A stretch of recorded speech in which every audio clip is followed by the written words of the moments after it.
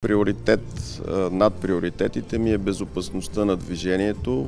Естествено, предвид катастрофата от преди няколко дни и трагичния изход, безопасността на движението по българските железници ще бъде мой първи приоритет. Безопасността на движението по пътищата също.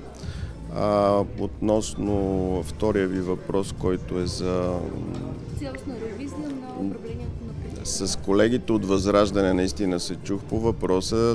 Те имат своето основание. Аз намирам също за логично да се направи ревизия, не просто само единствено на времето на служебния министър, но трябва да се разгледа изобщо дейността на НКЖИ, на двете БДЖ-та, защото зачестилите инциденти, катастрофи показват, че нещо в системата за сигурност куца и че трябва да се сложи край на това нещо. Днес в 10 часа, буквално след началото на този форум, при мен на много критично съвещание с цел повече да не се допускат катастрофи и жертви по железопътната инфраструктура, са всички ръководители на всички дружества, на Изпълнителната агенция железопътна администрация, на борда за разследване на происшествия, така че тепърва очаквайте новини в тази посока.